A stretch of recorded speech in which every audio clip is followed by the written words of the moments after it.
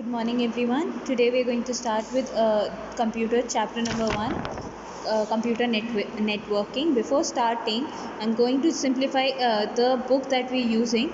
It's a book by the publication Mascot Education, and the authors are Talat Wafa and Ashish Singh. First chapter is computer networking. So on the first page you can see there's a term called ARPANET. ARPANET is Advanced Research Projects Agency Network. It is a type of computer network just like the modern internet. It was developed in 1966 by USA to make it easier for people to access computer. मतलब computers का इस्तेमाल आसान बनाने के लिए और एक effective communication method develop करने के लिए उन्होंने इसका डेवलपमेंट किया था. अभी क्या जनरल पब्लिक के लिए किया था? नहीं, ये स्पेशली डेवलप किया गया था फॉर द मिलिट्री, ताकि मिलिट्री वाले जो आर्मी वाले होते हैं आपस में कम्युनिकेट कर सकें थोड़ा सा और इफ़ेक्टिवली एंड सीक्रेटली, ताकि किसी और को पता ना चले. 1966 में इसका डेवलपमेंट स्टार्ट हुआ था और मेनली जो इंसान इसके लिए रिस्पॉन्सिबल हैं वो हैं लॉरेंस रॉबर्ट्स, जिनकी फ़ोटो आपको फर्स्ट पेज पे दिख रही है, इसलिए उन्हें फादर ऑफ ARPANET कहा जाता है. अब इससे हम इस सवाल पे आते हैं कि भाई कंप्यूटर नेटवर्क होता क्या है, what is its purpose and its advantages और disadvantage. So we going to start with the definition. Book में जैसे कि डेफिनेशन ऑलरेडी हमारे पास गिवन है. A network is a set of devices which are connected with each other. The purpose of computer networking is to establish communication and share resources. मतलब हमारा as humans हमारा basic purpose होता है कि हमें एक दूसरे से कनेक्ट करना है. पहले हम आसपास के लोगों से बाहर निकल के बातें किया करते थे.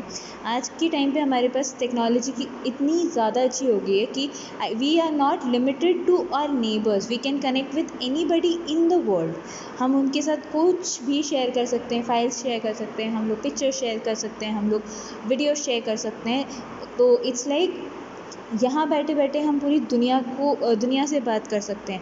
वो नेटवर्किंग है. उसका नेटवर्किंग का बेस्ट एग्जाम्पल होता है इंटरनेट. अच्छा, there is also a term with network in the book. It's called node. Node का मतलब होता है it is basically any system और device connected to a network और connected in a network. Example, जैसे अगर किसी नेटवर्क में 5 कंप्यूटर सिस्टम्स कनेक्टेड हैं और 2 प्रिंटर्स हैं, तो हमारे पास बेसिकली 7 नोड्स हैं. इट्स लाइक आप एक गेम खेल रहे हो जिसमें खेलने वाले 7 लोग हैं. हम ये नहीं देख रहे कि कौन साथ हैं, किस टाइप के सिस्टम्स हैं, but how many devices are connected in a network, they are all called nodes. अगर समझने में, याद रखने में आपको प्रॉब्लम हो तो नेटवर्क का एक बहुत कॉमन एग्जांपल जो आप समझ सकते हैं वो है पबजी. आप पबजी में अपने फ्रेंड्स के साथ एक नेटवर्क क्रिएट करते हैं जिसमें कि आप अपने डिवाइसेस को कनेक्ट करके साथ में वो गेम खेलते हैं. अगर इसके अलावा कोई और एग्जांपल देखना है तो remember WhatsApp groups.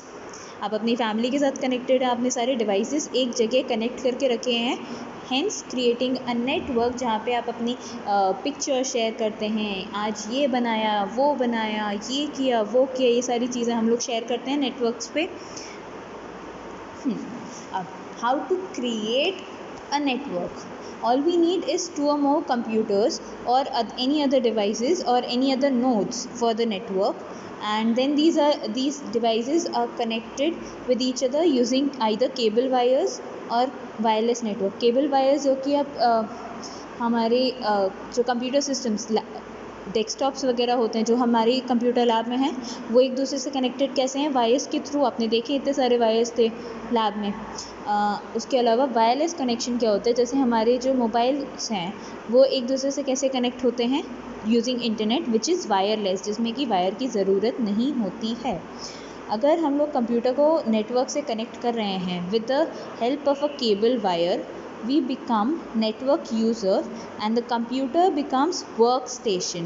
Her work station का अपना लोकल रिसोर्सेज होते हैं. जैसे अपना खुद का प्रिंटर हो सकता है, अपनी खुद की हार्ड ड्राइव होती है, अपना खुद का रैम होता है, रोम होता है, and they have access to files that are saved in the workstation itself.